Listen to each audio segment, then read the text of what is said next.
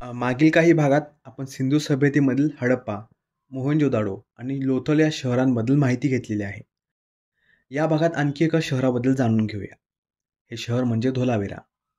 गुजरातमधल्या कच्छच्या रणात खदीर बेटावर धोलावेरा शहराचे भौगोलिक स्थान आहे. या शहराचा शोध 1967 साली भारतीय पुरातत्व विभागाने लावला. पण या ठिकाणी उत्खननाची सुरुवात ही 1989 मध्ये करण्यात आली. या ठिकाणी जवळजवळ 2005 सालापर्यंत उत्खनन सुरू होतं. या आधारावर नुकतंच 1921 मध्ये युनेस्कोने या शहराला जागतिक वारसा स्थळ म्हणून घोषित केलेलं आहे. जे.पी. जोशी यांनी या शहराचा शोध लावला. तर आर.एस. बिस्ट यांच्या मार्गदर्शनाखाली धोलावेराचे उत्खनन 1989 साली सुरू झाले.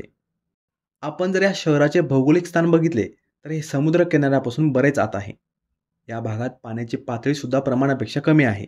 पण पुरातत्व शास्त्रज्ञांच्या मते प्राचीन काळात कच्छच्या रणात पाण्याची पातळी अधिक असावी असा अंदाज वर्तवला जातो. आणि यामुळेच इतर भागातून येणारी जहाजे ही धोलावेरापर्यंत सहजपणे पोहोचत असावीत. गुजरातच्या भौगोलिक नकाशाचे जर निरीक्षण केले तर यामध्ये खदीर बेट दिसते. या बेटावरच धोलावेरा शहराचे उत्खनन झालेले आहे. याच्या चारही बाजूला कच्छचे रण पाहायला मिळते. या भागात 160 सेंटीमीटरपेक्षाही कमी पाऊस पडतो. यामुळे या भागावर नेहमी दुष्काळाचे संकट आलेले पाहायला मिळते. पण दुष्काळापासून बचाव करण्यासाठी धोलावेरामधील नागरिकांनी नियोजनबद्धपणे उपाययोजना केलेल्या दिसतात. धोलावेरा शहराच्या आग्नेय आणि दक्षिण भागातून 2 जलप्रवाह वाहताना दिसतात. आग्नेय भागाच्या जलप्रवाहाला मनसर तर दक्षिणेतील प्रवाहाला मनहर जलप्रवाह म्हणून ओळखलं जातं. पण हे दोन्ही जलप्रवाह हंगामी स्वरूपाचे आहेत. या जलप्रवाहात वर्षातील काही काळापुरतंच हे पाणी उपलब्ध असतं. यामुळे धोलावेरामधल्या नागरिकांनी येथे एक वैशिष्ट्यपूर्ण वॉटर हार्वेस्टिंग सिस्टीम राबवलेली होती. शहराच्या भोवताली यांनी भरपूर प्रमाणात जलसाठे तयार केलेले होते. याशिवाय या दोन्ही जलप्रवाहावर धरणे बांधण्यात आली होती. धरण आणि काही बांध बांधून या जलप्रवाहातील पाण्याचा मार्ग बदलला जायचा. हे सर्व जलसाठे एकमेकांना जोडलेले होते. या जलसाठ्यामध्ये पाणी साठवून याचा वापर या भागातले नागरिक वर्षभर करायचे. या जलसाठ्यांना सुद्धा यांनी वर्गीकृत केलं होतं. काहींचा वापर पिण्यासाठी व्हायचा, काही जलसाठे हे शेतीसाठी राखीव असायचे, तर काही जलसाठे हे दैनंदिन गरजासाठी वापरले जायचे.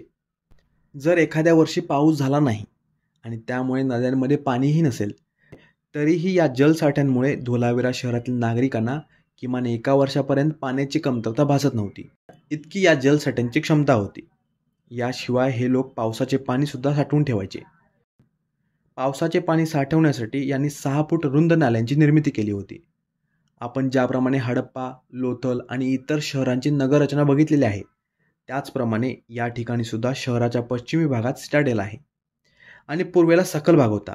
या सिटाडेल भागात प्रशासकीय तसेच महत्त्वाच्या वास्तू असायच्या.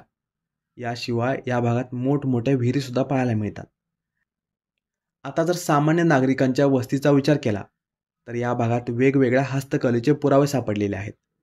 या ठिकाणी मणी तयार करणे, मातीची भांडी तसेच काही मूर्त्या बनवल्या जायच्या. आणखी एक गोष्ट जी धोलावेराला इतर शहरांपेक्षा वेगळं बनवते ती म्हणजे या शहराच्या नगररचनेत इतर शहरांप्रमाणे 2 भाग नव्हते. या शहराचा आणखी एक भाग आहे. सिटाडेल आणि लोअर टाउनच्या मध्ये हा मध्य शहराचा भाग आहे. हा भाग इतर 2 भागांपेक्षा आकाराने मोठा होता. या भागात जी घरे आहेत ते अत्यंत प्रशस्त आणि चांगल्या नियोजनाने बांधलेली होती आणि या शहरातील हे तिन्ही भाग मजबूत तटबंदीने घेरलेले होते. याशिवाय सिटाडेलच्या पश्चिमी भागात आणखी एक भाग आहे. या भागाला बेली असं म्हटलं जायचं. आणखी एक वैशिष्ट्यपूर्ण भाग या धोलावेरा शहरामध्ये पाहायला मिळतो ते म्हणजे सेरिमनियल ग्राउंड. हे एक खुले मैदान होते. याचा उपयोग सार्वजनिक कार्यक्रमांसाठी होत असावा. याशिवाय या ग्राउंडच्या शेजारीच एक स्टेडियमसुद्धा सापडतं. हे प्राचीन काळातील पहिले स्टेडियम असावे. या धोलावेराच्या निर्मितीमध्ये सँडस्टोनचा वापर मोठ्या प्रमाणात झालेला दिसून येते. इतर शहरांच्या रचनेमध्ये कच्च्या आणि पक्क्या विटांचा वापर मोठ्या प्रमाणात करण्यात आलेला होता. पण धोलावेरामध्ये सँडस्टोनचा वापर झाल्याने याची रचना इतर शहरांपेक्षा वेगळी दिसते. याशिवाय उत्खननात एक सूचना फलक देखील सापडलेला आहे. यावर एक लेख लिहिलेला आहे. यामध्ये 10 अक्षरे आहेत. यांना जिप्समचा वापर करून कोरण्यात आलेला आहे. हा सूचना फलक लाकडाचा होता तर यावर जिप्समचा वापर करून काही लेख लिहिण्यात आलेला होता. हडप्पाकालीन भाषा अजूनही एक रहस्यच आहे. यामुळे या सूचना फलकावर काय लिहिलेलं होतं याचा अजूनही उलगडा झालेला नाही. पण पुरातत्व शास्त्रज्ञांच्या मते यावर लिहिलेले हे या शहराचे नाव असावे किंवा या भागात राज्य करणाऱ्या राजाचे नाव. हा सूचनाफलक लाकडाचा होता. हजारो वर्षे जमिनीखाली गाडला गेल्याने उत्खननाच्या दरम्यान बऱ्याच प्रमाणात विघटन झाले होते.